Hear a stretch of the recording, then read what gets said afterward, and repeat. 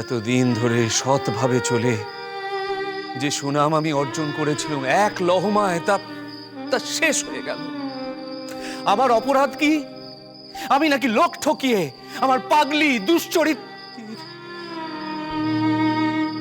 বেহুলার বিয়ে দিতে চেয়েছিল?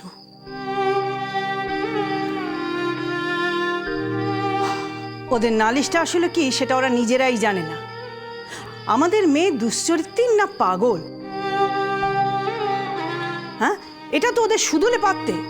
এসব কথায় কি লাভ মা? এসব যুক্তি তর্কের কি কোনো প্রয়োজন আছে?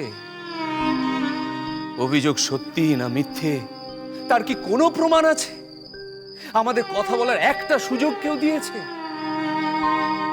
তার আগেই শাস্তি বিধান হয়ে গেল। এই কি বিধাতার ন্যায় বিচার? না মা, ন্যায় বিচার নেই নেই নেই। তুমিও তো অবিচার করছো সায়।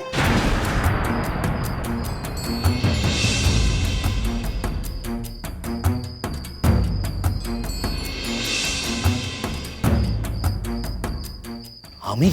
হ্যাঁ তুমি। বেহুলা দোষ করেছে তুমি ধরেই নিয়েছো। এর কি কোনো প্রমাণ আছে তোমার কাছে? আমি যে নিজের চোখে দেখেছি নদীর ঘাটে সে ঘুঙুর পড়ে। কেন সে অমন করলো জানতে চেয়েছো তুমি?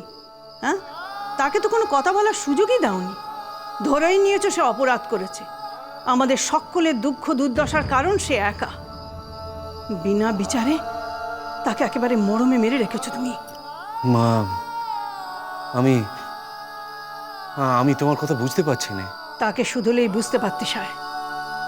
যেমন বুঝেছি আমি, যেমন বুঝেছেন তোমার বাবা। তোমরা তো শুধু নিজেদের দুঃখ নিয়েই ব্যস্ত।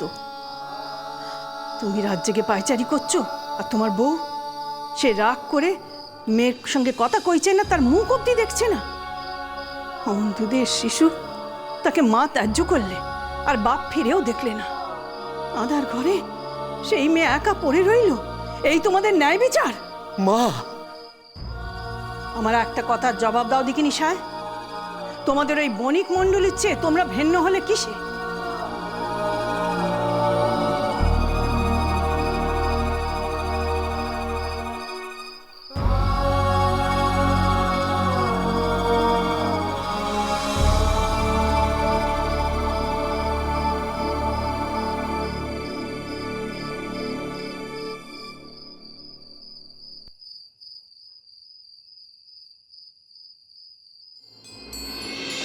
আচ্ছা, আপনারা তো আপনাদের মেয়েকে চিনতেন, জানতেন, তাহলে জেনে শুনে একটা নষ্টা কুলোটা মেয়ের সাথে ভদ্রলোকের ব্যাটার বিয়ের সম্বন্ধ করতে লজ্জা করলো না আপনাদের? ঘটক মশাই,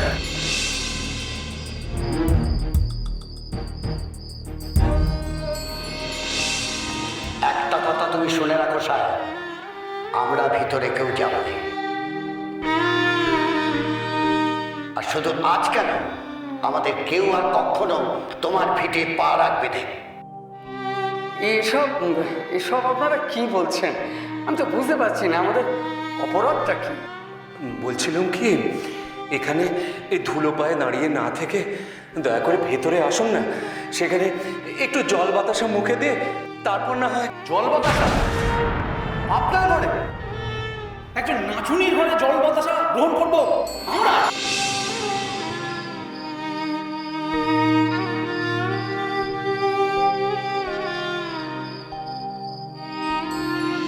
তা শুনেছি আবার সে নাকি বাপ সোহাগী। তা সাইমশাই, সোহাগ দিয়ে বেশ ভালোই মেয়ে মানুষ করেছে। শেয়ার বলতে একটা নাচুনি মেয়ে, সে নাকি বংশের মুখ আলো করছে।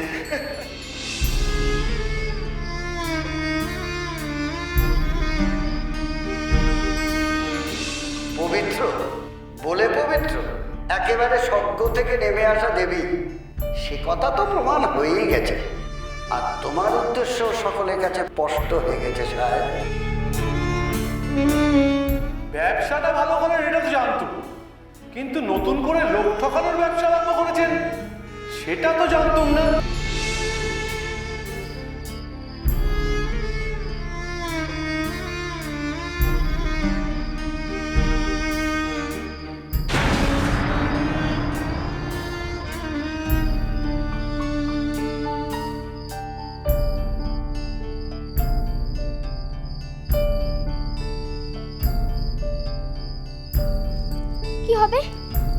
হবে এখন?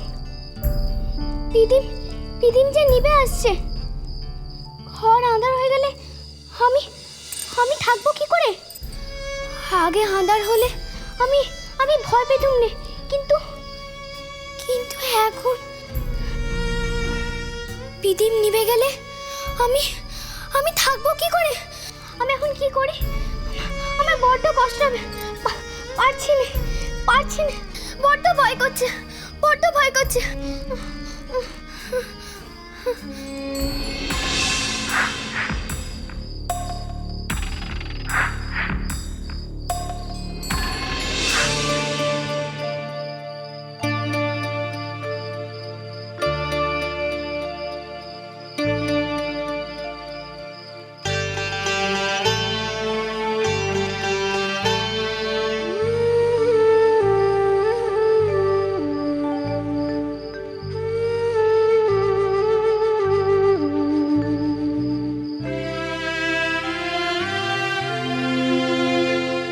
বাবা,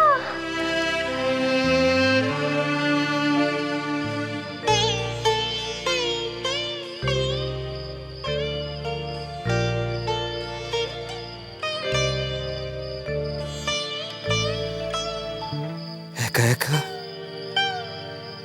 ভয় করছে মা? ভয় করছে নে বাবা, তুমি থাকতে আমার কোনো ভয় নেই।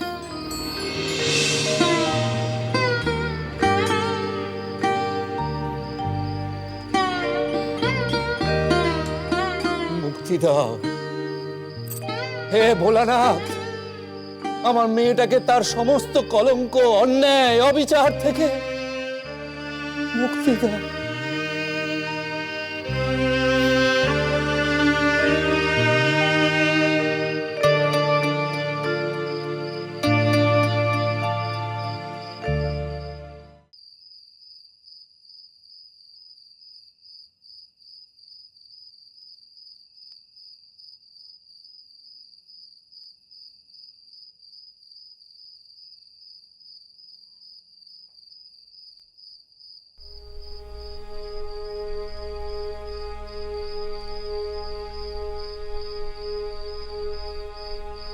হে মহেশ্বর, হে ভোলানাথ, আমি এখন কি করি?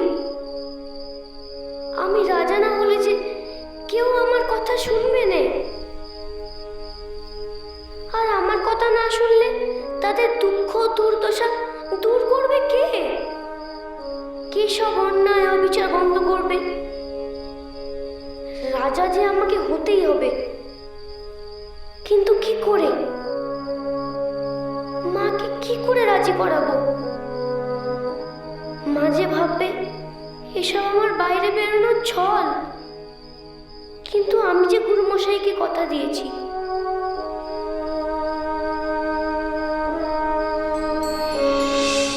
জয় হোক রাজা লক্ষিন্দরের, জয় হোক চন্দ্রধর বণিকের যোগ্য উত্তরাধিকারীর।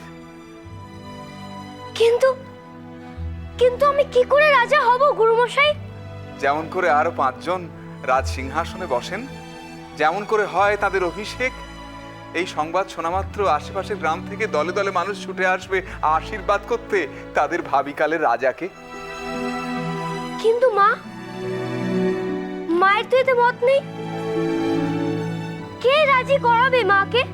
এটাই সবচেয়ে গুরুত্বপূর্ণ প্রশ্ন, কে রাজি করাবেন তোমার মাকে? আর তোমার মা রাজি না হলে তো কিছুই হওয়ার নয়।